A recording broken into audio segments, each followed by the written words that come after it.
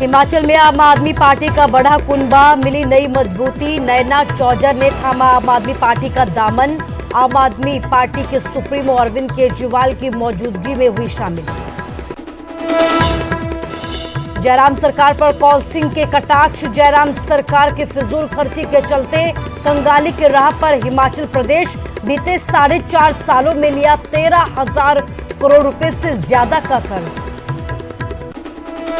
आम आदमी पार्टी के नेता पंकज पंडित ने भी कर्ज के मसले पर जयराम सरकार से पूछे सवाल। विकास के नाम पर 1,000 करोड़ रुपए कहां हो रहे गायब।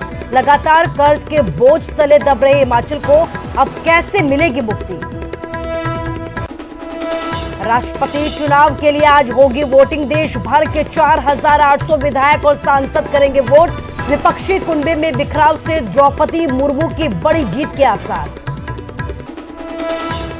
विपक्ष की बैठक के बाद उपराष्ट्रपति उम्मीदवार के नाम का हुआ ऐलान। कांग्रेस की वरिष्ठ नेता मार्गरेट अल्वा के नाम पर लगी मुहर। जगदीप धनखड़ से होगा मुकाबला। आज से संसद के मानसून सत्र का होगा आगाज। सदन में अग्निपथ योजना को लेकर हंगामे के आसार। जवाब देने के लिए सरकार ने कसी कमर। सोनीपत में बाल बाल बची युवक की जान। बारिश की तेज रफ्तार में बाइक फिसली। ट्रक में टकराने से बचा युवक। सावन का पहला सोमवार आज। शिवालयों में उमड़ी शुभ भक्तों की भीड़। कांवड़ियों में भी दिख रहा उत्साह। बम बम भोले के लग रहे जयकारे।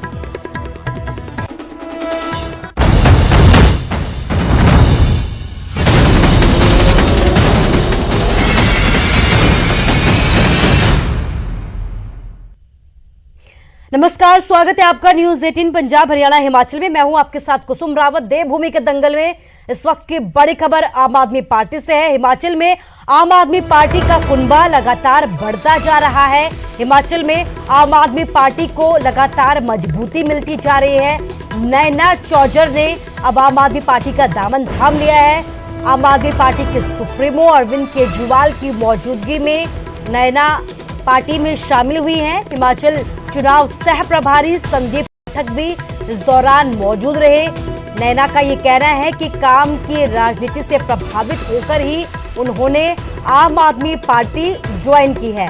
तो विधानसभा चुनावों के नजदीक आने के चलते लगातार हलचल तेज होती जा रही है। आम आदमी पार्टी को नई मजबूती मिली है, कुनबा बढ़ा है। नैना चौजर आम आदमी पार्टी में शामिल हुई हैं। आम आदमी पार्टी के सुप्रीमो अरविंद केजरीवाल की मौजूदगी में उन्होंने आम आदमी पार्टी का दामन थाम लिया है।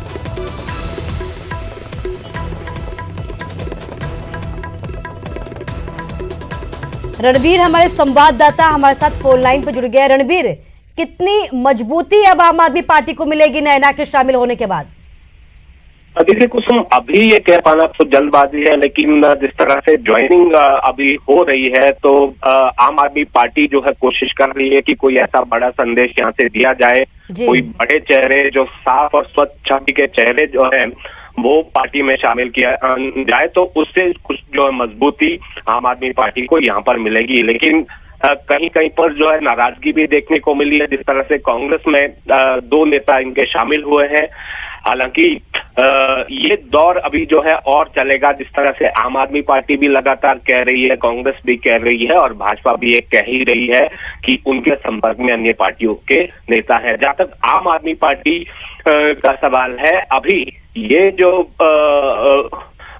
जो अभी शामिल हुई है नैना चौजर, तो ये देखना होगा कि ये कितना असर डाल पाएंगी। क्या ये कोई ऐसा चेहरा, महिला चेहरा के रूप में जो है आम आदमी पार्टी जो है हिमाचल में पेश करेगी। लेकिन कोई खास ऐसा जनाधार जो है अब तक देखने को नहीं मिला है कि इनसे जो है कोई फायदा यहाँ पर होगा। पूरे हिमाचल की जहां तक सवाल है, क्षेत्र विशेष तक हो सकता है कि आम आदमी पार्टी को यहाँ पर मजबूती मिल सकती है, लेकिन कितनी मिलेगी ये अभी देखना बाकी है। बहुत सारे ऐसे मसले हैं, खासकर पंजाब सरकार जिस तरह से काम कर रही है, वहां से अगर कोई ऐसी खबर जो है आम जनता के हित में निकल कर आती है तो उसी का फायदा जो है यहाँ पर आम आदमी पार्टी को मिलेगा।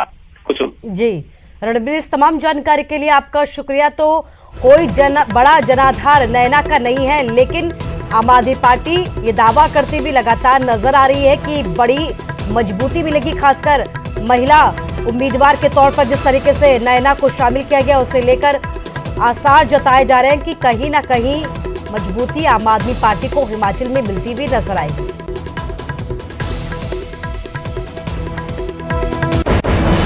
और आम आदमी पार्टी का सरकार पर निशाना यहां पर साधा गया है। आप नेता पंकज पंडित ने कर्ज के मसले पर यहां पर हिमाचल सरकार को घेरा है। हिमाचल में आज 65,000 करोड़ का कर्जा हो चुका है। अंधाधुंध जो है वो घोषणाएं की जा रही है, रेवड़ियों की तरह यहां पर घोषणाएं लगातार सरकार करते हुए नजर आ रही है। लगातार कर्ज के बोझ तले हिमाचल दबता जा रहा है, ये कहना है आम आदमी पार्टी के नेता पंकज पंडित का, जिन्होंने कर्ज मसले पर हिमाचल सरकार को जमकर घेरा। ट्रिपल इंजन की सरकार है, इस पर भी कभी मोदी जी आप टिप्पणी कीजिए। ये वो सरकार है जो अपनी हार को देखकर रेवड़ियां बांट रही है चुनावी साल में, और रेवड़ियां मुफ्त में नहीं बांट रही है बल्कि कर्ज लेकर रेवड़ियां बांट रही है।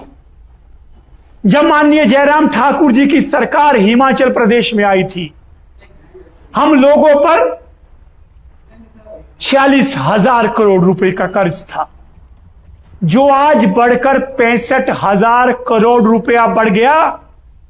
माननीय जयराम जी ये बताइए, ये जो आपने कर्ज लिया, क्या आपने इसमें मुफ्त शिक्षा दी, मुफ्त स्वास्थ्य दिया, आपने रोजगार दिया?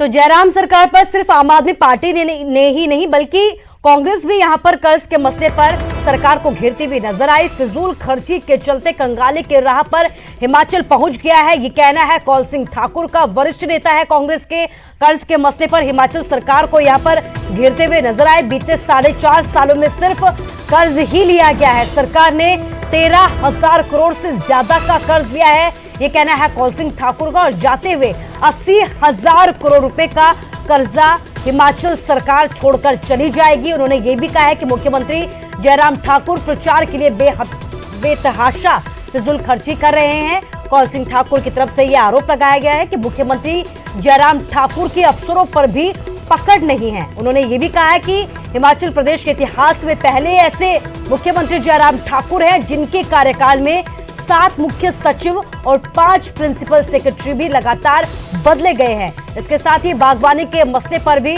उन्होंने जयराम सरकार को जमकर घेरा। कहा है कि बागवानों की समस्याओं के प्रति भी सरकार बिल्कुल गंभीर नजर नहीं आ रही है। प्रधानमंत्री को मैं हिमाचल लाया, लेकिन प्रधानमंत्री आए, उनका स्वागत है, वो देश के प्रधानमंत्री, हम स्वागत करते हैं। लेकिन जयराम जी, आपने क्या मांगा प्रधानमंत्री से?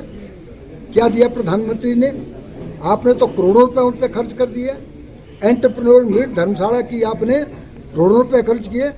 कितनी इंडस्ट्रियाँ यहाँ जमीन पे उतरी, हम ये पूछना चाहते हैं। कितने लोगों को रोजगार मिला है? तो इसलिए ये लोग जो है लोगों को गुमराह करने की कोशिश करते हैं। विकास के काम हिमाचल प्रदेश से ठप है, भ्रष्टाचार चरम सीमा पर है, बेरोजगारी चरम सीमा पर है। इसलिए मुझे ये है कि अब हिमाचल की जनता इनसे दुखी हो गई है और निश्चित तौर पर जनता ने मन बनाया है कि भाजपा को हराना है। तो कौल सिंह ठाकुर ने अलग अलग मसलों पर जयराम सरकार को घेरा, खासकर कर्ज के मसले पर। इससे पहले आम आदमी पार्टी भी कर्जे को लेकर सरकार को घेरती हुई नजर आई और इसके बाद आप देख रहे हैं कि कांग्रेस की तरफ से भी कटाक्ष किए गए। इससे पहले भी कई बार कांग्रेस के नेता कर्ज को लेकर हिमाचल सरकार को घेरते रहे, जयराम सरकार पर निशाने साधते रहे, फिजूल खर्ची के आरोप लगाते रहे। एक बार फिर से कौल सिंह ठाकुर सामने आए और उन्होंने फिजूल खर्ची को लेकर जयराम सरकार को जमकर घेरा। उनकी तरफ से ये कहा गया है कि जिस तरीके से लगातार अंधाधुंध घोषणाएं की जा रही है, उसके चलते हिमाचल जो है कंगाली की राह पर पहुंच गया है। बीते 4.5 सालों की अगर बात की जाए तो सिर्फ कर्जा लिया गया है। जो घोषणाएं हुई हैं वो अंधाधुंध घोषणाएं हो रही हैं और यही वजह है कि आज हिमाचल जो है लगातार कंगाली के राह पर पहुंचता हुआ नजर आ रहा है। हमारे साथ बीजेपी नेता गणेश दत्त भी जुड़ गए हैं। बहुत बहुत स्वागत है गणेश दत्त जी आपका। धन्यवाद जी। आपसे ये पूछना चाहूंगी गणेश दत्त जी, जिस तरीके से कौल सिंह ठाकुर सामने आए हैं, निशाना साध रहे हैं कि कंगाली के राह पर हिमाचल सरकार ने अब पहुंचा दिया है प्रदेश को।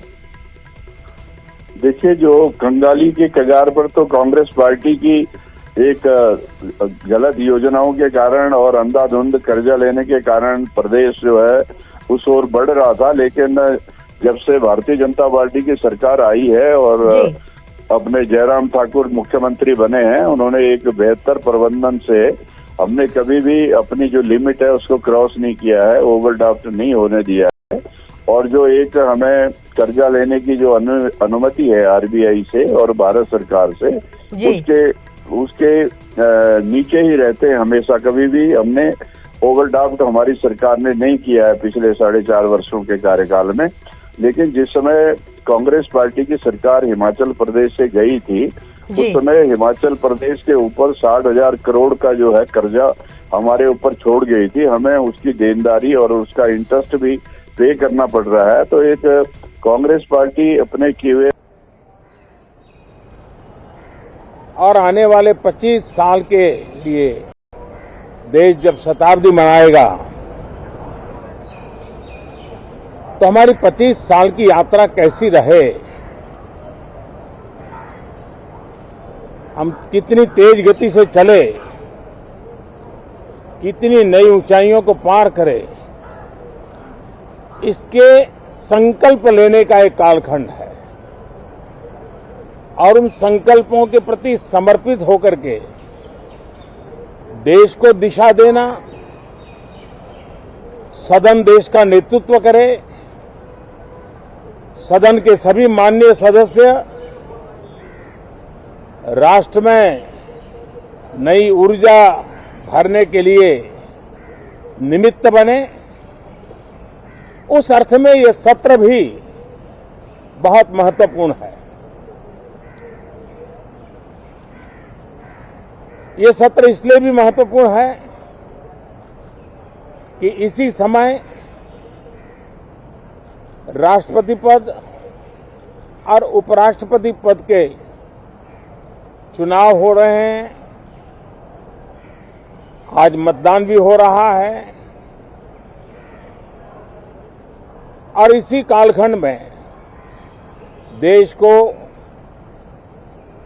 नए राष्ट्रपति, नए उपराष्ट्रपति, उनका मार्गदर्शन प्रारंभ होगा।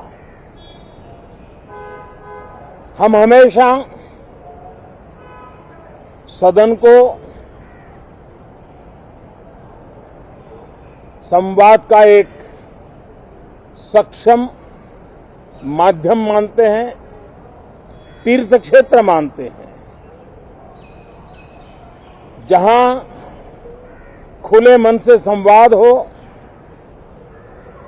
जरूरत पड़े तो वाद विवाद हो, आलोचना भी हो,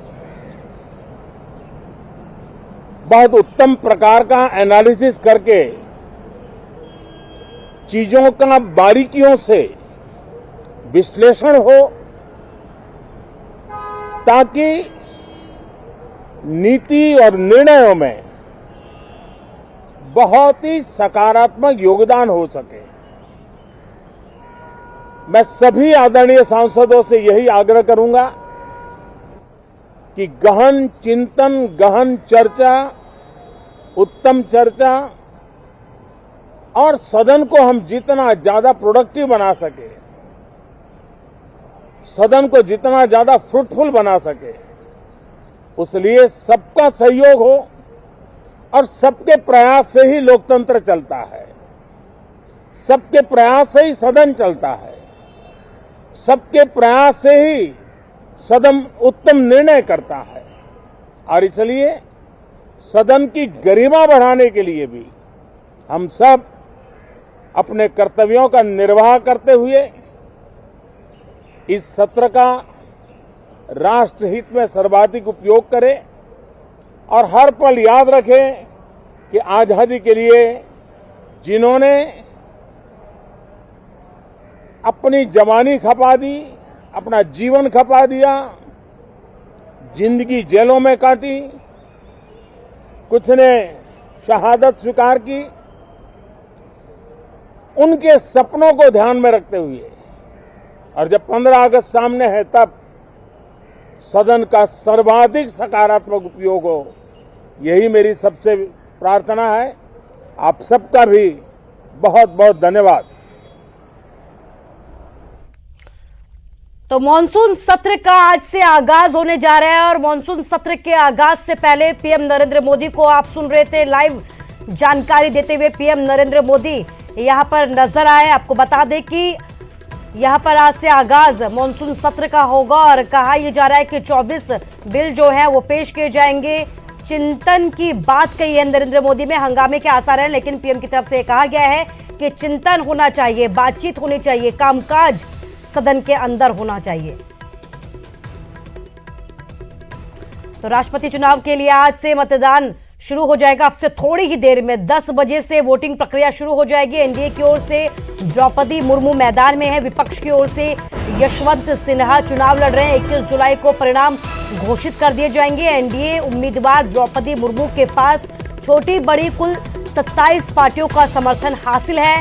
गैर एनडीए दल से भी उनके समर्थन में लोग आ चुके हैं, जिन्हें यशवंत सिन्हा के साथ माना जा रहा था।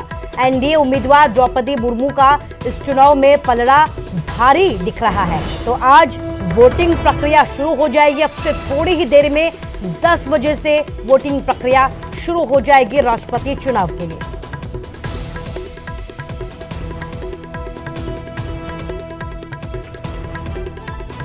और हिमाचल विधानसभा में भी हलचल शुरू हो गई है। राष्ट्रपति चुनावों को लेकर हलचल बढ़ती भी हिमाचल विधानसभा में नजर आ रही है। सीएम समेत सभी विधायक मतदान करेंगे। 10 बजे से वोटिंग प्रक्रिया हिमाचल में भी शुरू हो जाएगी। शाम के 5 बजे तक मतदान जारी रहेगा।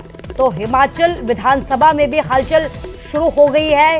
राष्ट्रपति चुनावों को लेकर हलचल शुरू होती हुई नजर आ रही है। सीएम समेत सभी विधायक मतदान करेंगे। 10 बजे से वोटिंग प्रक्रिया शुरू हो जाएगी।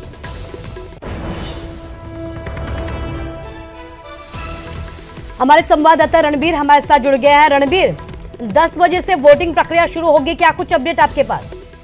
जी देखिए, थोड़ी देर में जो है यहाँ पर विधानसभा में जो है विधायकों के आने का सिलसिला शुरू हो जाएगा। कुछ विधायक जो है पहुंच भी गए हैं और यहाँ पर 68 एमएलए हैं, वो यहाँ पर मतदान करेंगे। और यहाँ पर देखा जाए तो भाजपा जो है जिस तरह से मजबूत दिख रही है, 43 एमएलए भाजपा के यहाँ पर है। लेकिन एक संशय क्रॉस वोटिंग को लेकर जो है वो अनिल शर्मा को लेकर जताया जा रहा था। हालांकि अनिल शर्मा ने अभी अपने पत्ते खोले नहीं है, उनका रुख किस तरह का रहेगा। कंफर्टेबली यहाँ पर जो है भाजपा दिख रही है और भाजपा विधायक दल ने भी इसको लेकर जो है बैठक की है। चंडीगढ़ में भी हुई थी, यहाँ शिमला में भी हुई है। तो यहाँ पर ज्यादा परेशानी नजर नहीं आ रही है। कांग्रेस के 22 विधायक हैं और जो 2 निर्दलीय विधायक है वो भी भाजपा में शामिल हुए हैं। तो यहाँ पर थोड़ी देर में मतदान शुरू हो जाएगा। एक बता दें कि एक एमएलए जो है यहाँ पर माकपा के हैं। कुछ जी रणवीर, इस तमाम जानकारी के लिए आपका शुक्रिया। तो हलचल शुरू हो चुकी है, विधायकों के पहुंचने का सिलसिला शुरू हो चुका है और अब से थोड़ी ही देर बाद वोटिंग प्रक्रिया हिमाचल विधानसभा में भी शुरू हो जाएगी।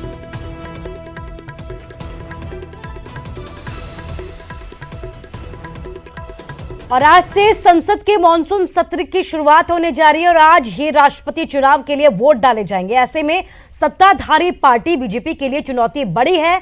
मॉनसून सत्र इस बार बहुत ही खास रहने वाला है। इस सत्र में ही राष्ट्रपति के अलावा उपराष्ट्रपति का चयन भी होना है।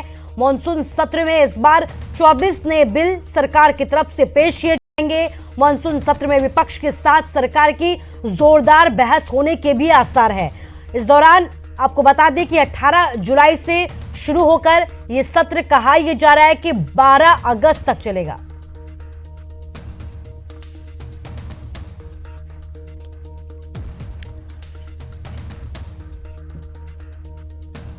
तो मॉनसून सत्र के पहले रविवार को एक सर्वदलीय बैठक भी बुलाई गई।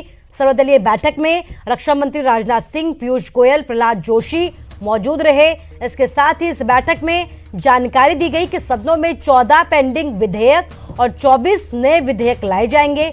लोकसभा अध्यक्ष बिरला ने भी सदस्यों को ये जानकारी दी है कि सत्र के दौरान 18 बैठकें होंगी और कुल 108 घंटे का वक्त होगा। इसमें करीब 62 घंटे सरकारी कामकाज के लिए होंगे। बचा हुआ समय प्रश्नकाल, शून्यकाल और गैर सरकारी कामकाज के लिए होगा। सर्वदलीय बैठक में विपक्ष ने सत्र में अग्निपथ योजना और किसानों के मुद्दे पर भी चर्चा की मांग की है।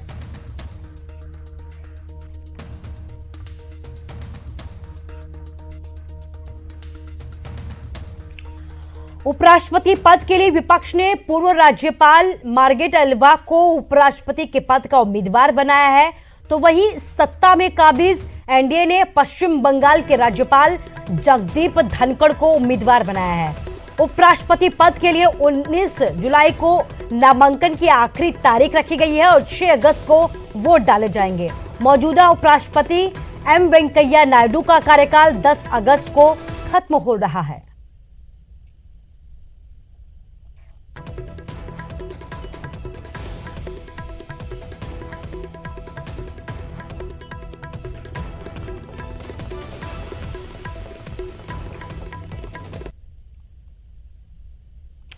जाको राखे साइया मार सके ना कोई, ये कहावत चरितार्थ होती हुई नजर आई है सोनीपत से, जहां पर नेशनल हाईवे 44 पर एक बाइक जो है तेज रफ्तार में थी, अचानक से फिसल गई।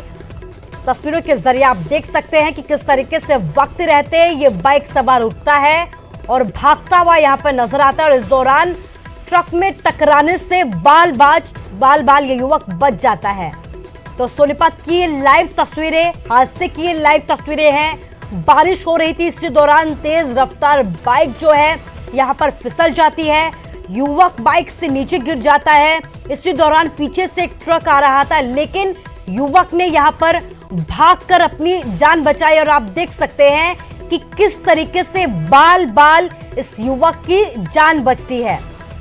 और तभी कहा जाता है जाको राखे साइया मार सके ना कोई। ऐसी ही तस्वीरें सोनीपत से ये सामने आई है और अब ये तस्वीर बड़ी तेजी के साथ सोशल मीडिया में भी वायरल हो रही है। सोनीपत की ये तस्वीरें हैं जहां पर आप देख सकते हैं कि बाइक सवार जो है तेज रफ्तार से चल रहा था, बारिश हो रही थी, इसी दौरान बाइक फिसल जाती है, पीछे से ट्रक आ रहा था, लेकिन युवक बड़ी तेजी के साथ उठता है, भागता है और इस दौरान ट्रक से टकराने से बाल इस युवक की जान बच जाती है। तस्वीरें सोनीपत की जो बड़ी ही तेजी के साथ अब लोग एक दूसरे के साथ शेयर कर रहे हैं कि किस तरीके से इस युवक की जान यहां पर बचती हुई नजर आ रही है।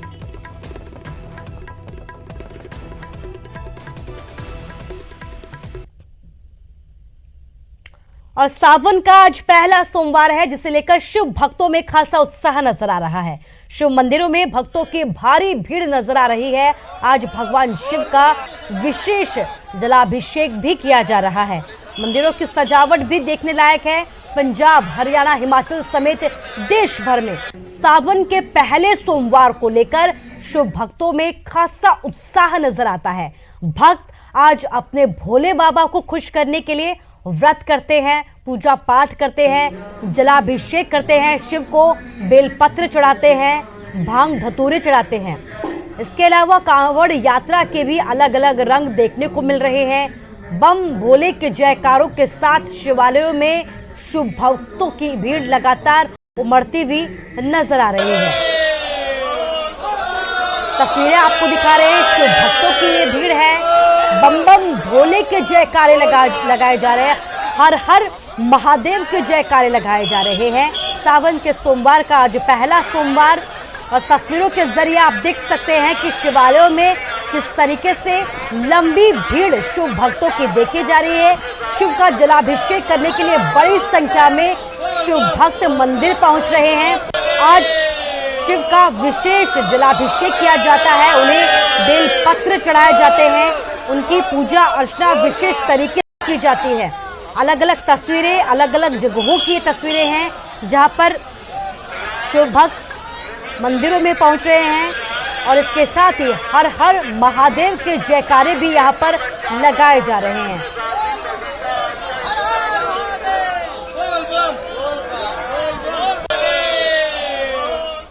और खबर किन्नौर से है, जहां पर किन्नौर में बारिश के बाद सांगला घाटी में थेम रंग नाले में अचानक से बाढ़ आ गई। नाले में अचानक चट्टानें खिसकने लगी, जिसके बाद यहां पर हड़कंप मच गया।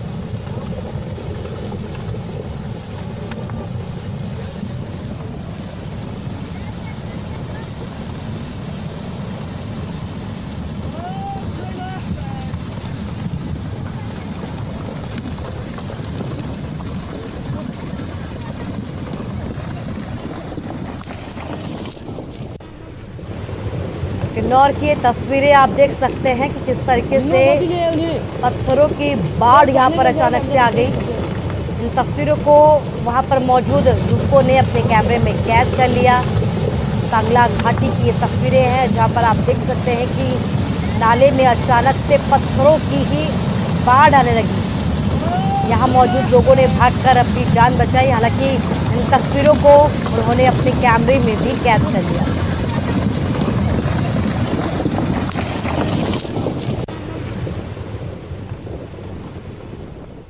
और फिलहाल के लिए इस बुलेटिन में बस इतना ही। आप लोग अपना ख्याल रखिए। नमस्कार।